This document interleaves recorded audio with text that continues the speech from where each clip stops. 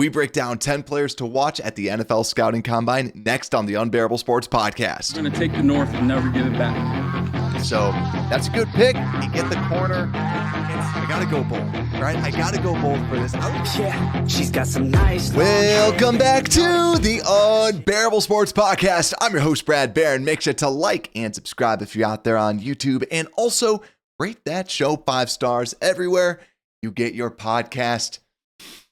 Can you smell that, ladies and gentlemen? It is draft season. We got the Scouting Combine coming up, and we're going to get you prepared. So I have about 50 players in 4 days that we're going to cover. We're going to cover all 4 days of the Scouting Combine, and every single day we're going to have 10 different people to watch out for. So make sure you're subscribed. The draft guide, I'm thinking, should be out after a couple weeks after the Combine, just to get all that good stuff in there. It's also free, so you don't have to pay me anything. So we'll be going through just basically 10 people to watch every single day. So if you're curious why it might be 50, I like to bend the rules a little bit and maybe add a little bit more extra nuggets. So I know how it is in draft time. You want to make sure you're up to speed. We will have you covered. But first, I just want to bring this up because last episode we talked about the cap casualties. Gerald Everett and also DeMarcus Walker are officially cut, saving the Bears over $10 million. So we had that discussion on it. Gerald Everett, definitely. But it looks like, hey, they're going to keep around Ryan Bates. But yet again, you can get rid of him whenever you want. Just because he's here doesn't mean that he is a staple in the offensive line. Like we were talking about, seems like a good backup option. So he's going to probably be, hopefully we have him as that. But with Walker gone, most likely just because it wasn't really a scheme fit as that bigger defensive end. So he's gone. So now, let's turn the page. Let's get into the draft because we're going to first talk about day 1, Thursday, February 27th. You can watch it 3 to 8 p.m. Eastern time. And they're going to be going through defensive linemen and linebackers. So like I said, I have 10 people that we're going to be watching out for. And just spoiler alert, linebackers, my whole piece with that, just watch it, have fun with it. Because to me, it's going to be about the linemen. That's who I'm going to be watching out for. The big guys, D tackles, D ends. Those are the people that we're going to be watching out for. Also, before we get into it, my last little nugget is when I watch the combine, right? The numbers are going to be there. We will look at and assess the numbers later on, but really watch those drills because this is one of the only times that you get to see someone next to another player right after that. So you can really kind of see the athletes that are out there and what types, just who's a fluid mover out there as well. So that's something that I enjoy watching with the Scouting Combine. Not just those numbers, look at everything else. So let's talk first about my number 1 person to watch out for, and that's Mike Green. So for those that don't know, Mike Green, the defensive end, edge, if you will, out of Marshall, 6'4", 248, red shirt sophomore. So was over at Virginia, transfers over to Marshall, and this guy has just been an absolute game wrecker since he's gone over to Marshall. Kind of reminds me a little bit of Alex Highsmith, who's a good Pittsburgh Steeler. He had 17 sacks. Mike Green had 17 sacks last season, led the FBS, 20.2% pass rush win rate, 9.4% run win rate, which is just phenomenal across the board. Elite grades in both pass rush and run, 92.4 PFF grade, which was good for second.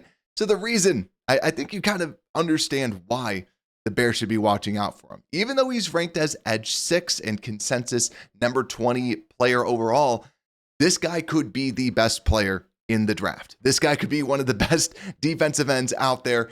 He just has this next level twitch. And I think he just really wants to show out because when he was at the Senior Bowl, everyone saw that highlight where he just put Josh Connerly, who's still projected to go in the late first round, he puts him on his butt.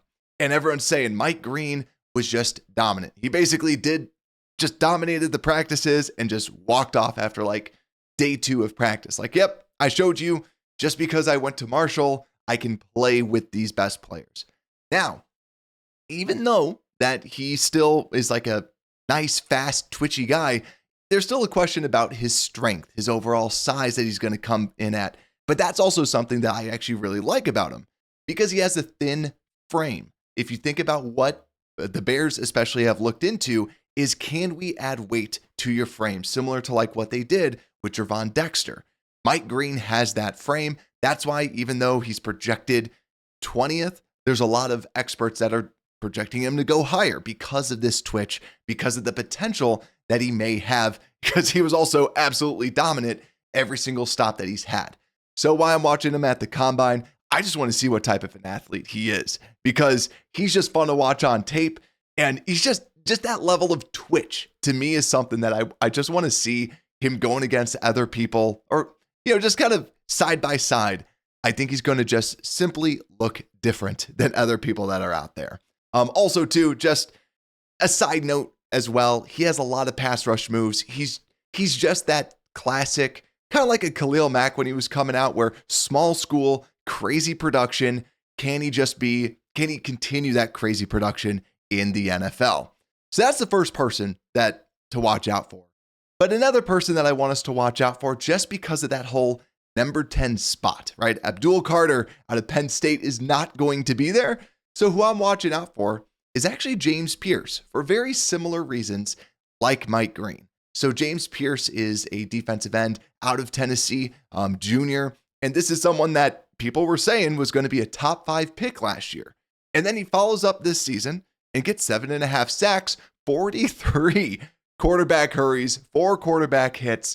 And to me, he still had this amazing season. 23% pass rush win rate in the SEC, 10.1% run win rate, which is one of the best in the entire NCAA. So why is he number 15 on the consensus big board, edge number 4? And it's really that functional strength. When we look at Green and we look at Pearce, it's going to be, what do they weigh in at? But what I'm just going to enjoy is just seeing the overall speed that they play with, because James Pearce kind of reminds me a little bit of Robert Quinn. Robert Quinn, as we all know, he really won with that get off.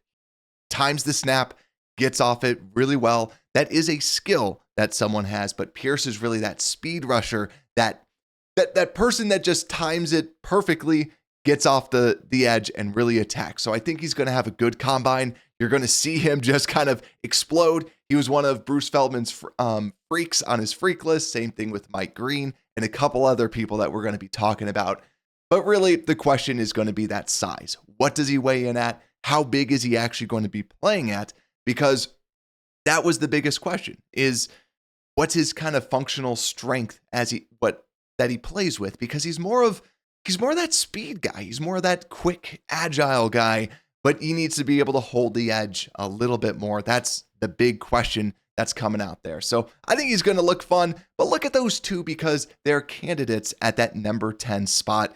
And quite frankly, both of these guys could be a very, very good partner alongside Montez Sweat and really kind of bolster, especially from the pass rush perspective. They could at least be day one contributors for us. So that's really kind of the round one defensive ends that I'm looking at, but especially because I'm going to be looking at players that the Bears would probably be targeting. And I think especially at a defensive end perspective, because I'll go through 5 defensive ends first. I really think that they're going to be targeting people in that second round. And the next person I want to talk about is Princely Umanmielen, who we've talked about before on another podcast.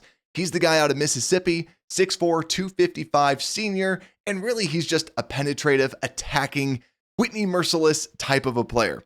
And this is another person that Bruce Feldman's freaks list is going to test very, very good. So that's why I'm keeping an eye out for him. How fluid he's going to look good. He's going to test really great. That's why I'm going to be watching him.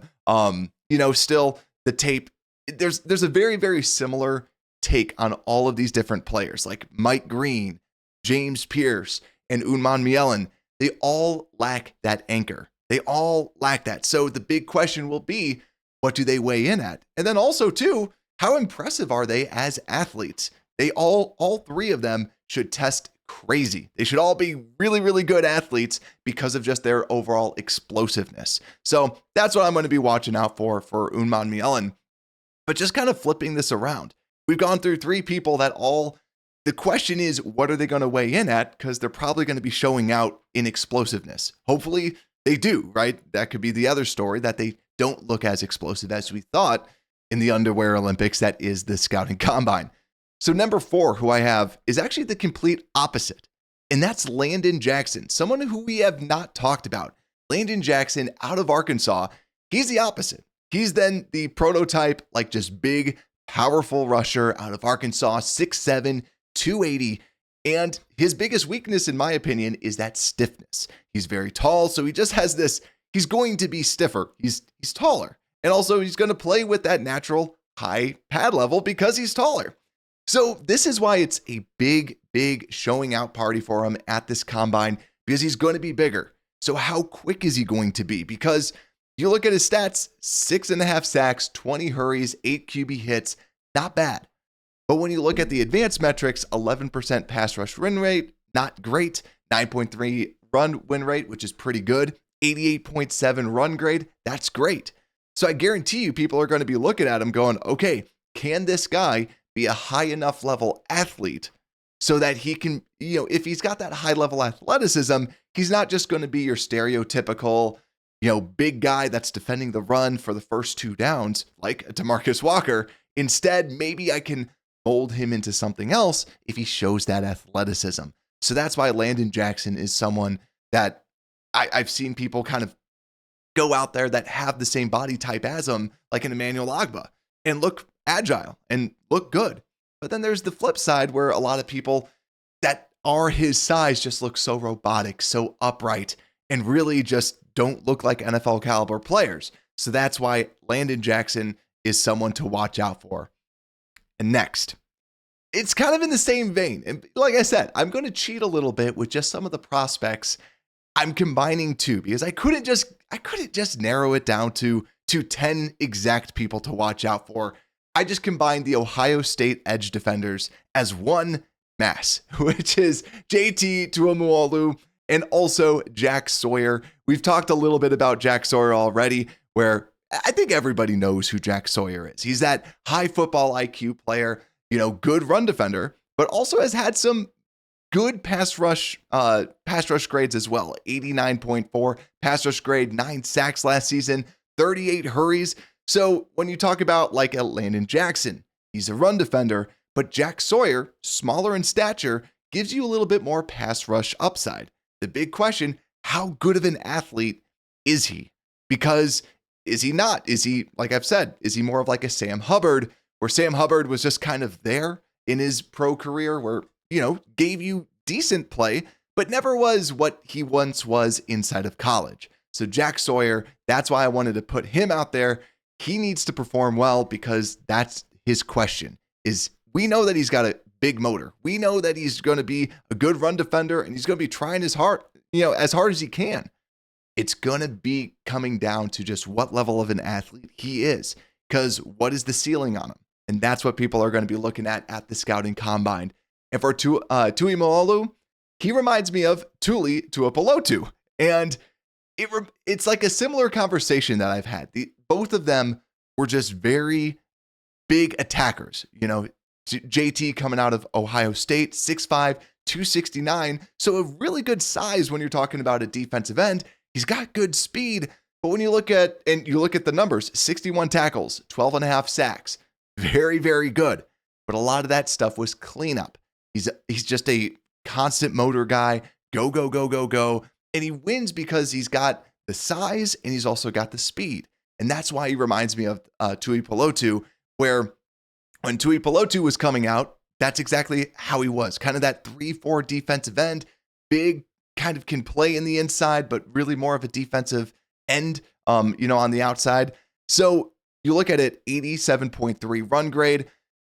That's why I just want to see, yet again, it comes down to this. What is going to be the athletic testing for those 2 Ohio State edges? Because they have the production. They've done this for multiple years, but it's going to come down to it. And quite frankly, I think Tuimoloau is going to have I think he's going to have a better combine than what people expect. I think he's a better athlete than what a lot of people are signing him up for. So that's my take on the defensive ends right now. But if you're watching out there on YouTube, let me know down in the comments. Is there someone that you think I may have missed? I tried to limit it to 5, kind of. But let me know what you believe down below. because now we're going over to the defensive tackles. And defensive tackles, the two people that I think are going to show out, I didn't do an official profile on these guys, so yet again, kind of cheating the system a little bit, but Walter Nolan out of Mississippi, this guy is just an absolute, reminds me a little bit of Devontae Wyatt coming out, freak of nature athletically. I think he's going to show out. He's just very good, 3 technique. And then also Kenneth Grant, who reminds me a little bit of BJ Raji, just that larger size human being, and or like kind of how Dontari Poe just absolutely blew up the combine. I think we're going to be talking about Kenneth Grant come Friday out of Michigan. He's just this big, massive human. I just feel like the Bears probably wouldn't go after a defensive tackle in like at that number 10 pick. I think that's a little rich unless they traded down. That's why I just wanted to call out those 2 players. But going through players that the Bears might actually be able to get, I'm going to go with Tyleik WIlliams. This is someone we talked about before in that second round type of range. So supposedly he's this defensive tackle out of Ohio State. That's not the supposed part. He is 6'3", 327. He is your typical nose tackle, right? Does not pop on the tape, but he is this guy that he's a very just sneaky athlete. Supposedly he's supposed to be running a 4.8 40 time. So look for that, because if he can run a 4.8 40 time and be a nose tackle and do something like that, I think he's going to turn a lot of heads. And I still really like him for the Bears because of him naturally complementing a Gervon Dexter, because we don't know how much longer we have with Billings. He just got banged up. That's why I think Tyleik WIlliams, someone to watch out for. Just keep in the back of your mind that he is a defensive tackle. He is a nose tackle, so he's going to move a little bit slower. So when you see better athletic traits than other D tackles, give him some props rather than like, hey, he looks a little slower than like a Walter Nolan, who's more that prototypical 3 technique. And someone who's going to be more of that 3 technique as well is my next person on the list. And my next person is a defensive tackle we have not talked about. And that is, let me move him over, Darius Alexander out of Toledo. So he is someone that just absolutely blew up the Senior Bowl. People loved him. He's a little bit older. He's going to be 24 years old. So not Bayless age, but still, he's going to be 24 years old. And really, this guy could just be a day 1 contributor. Another person that 90.3 run grade. So a lot of people are saying just his level of strength. He's got these incredibly long arms. And that's the stuff that I just want to watch. Like, what type of a natural athlete is this guy? He's 6'4", 310, and reminds me a little bit of David Onyemata. Now, that might be something that our defensive staff might really, really, really like with the connections with the Saints. So Darius Alexander could be on our radar in that second round range. Right now, currently, he's the consensus 60th player, defensive tackle number 9. But I just continue to see him moving up a lot of different draft boards. And I think he's going to continue to rise up draft boards, especially because last season he was, or actually I think this was at the Senior Bowl, he was clocked in at running 20 miles per hour at the defensive tackle spot. So this guy's got some wheels. He's got some wheels. He's got some power to his game. So definitely need to watch how fluid is he, because he's in that second round range, which I think is a perfect spot for us to pick up another defensive tackle to be what Zach Pickens should have been and be that running mate with Gervon Dexter and be able to capitalize with Andrew Billings still being here. Now, continuing on that whole idea of, okay, who's going to be our next edge rusher, next defensive tackle out there? So my graphics aren't seemingly pulling up the way that I expected them to. No worries. We'll still kind of fly through this. Don't worry about that. So let's get into my next defensive tackle, which is Deone Walker. So Deone Walker, defensive tackle out of Kentucky, and another person that we previewed in that second round, someone who I'm a little bit lower than consensus on, 6'6", 345.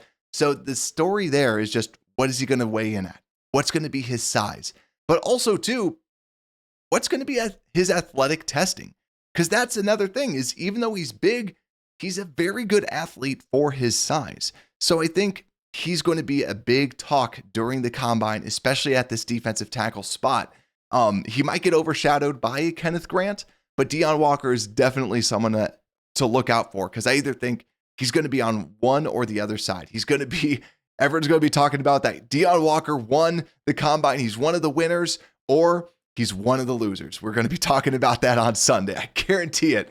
It's going to be one or the other for Deone Walker.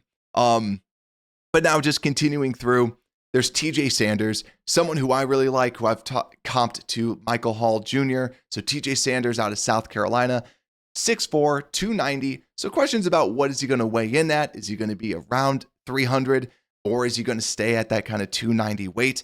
But this is just someone who is a penetrator. He is a quick, explosive type of a player. I think he's going to show out. I think he's going to be fun to watch. And he's also someone that loves the game. I think he's just going to be someone that I think a lot of people are going to be talking about as someone who's gaining some ground as a true second round draft pick. So he's right now number 56 on the consensus big board, defensive tackle number 8.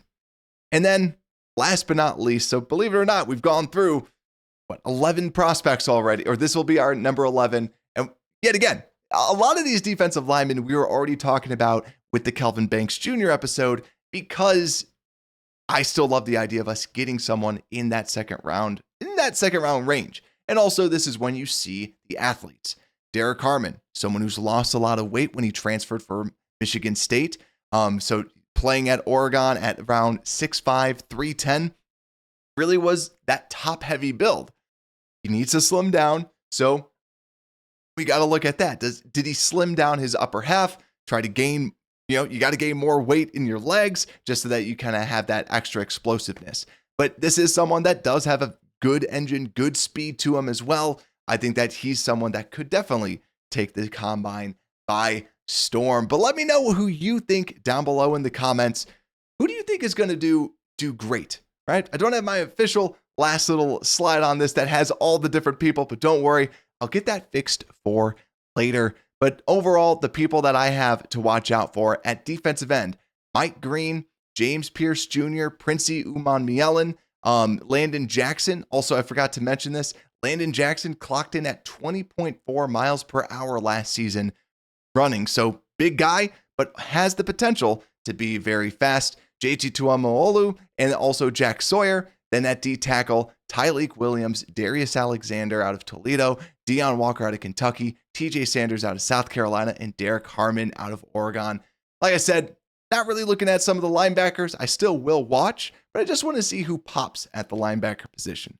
But we need to get better in the trenches. So I hope you watch the combine. It's fun. Otherwise, we'll have you covered. Like I said, we're going to be going through like 50 players in 4 days. So make sure to like and subscribe out there so you don't miss it. You can be ready for the draft season. So make sure to like and subscribe, rate the podcast 5 stars. And with that, Unbearable Sports Podcast, we are out.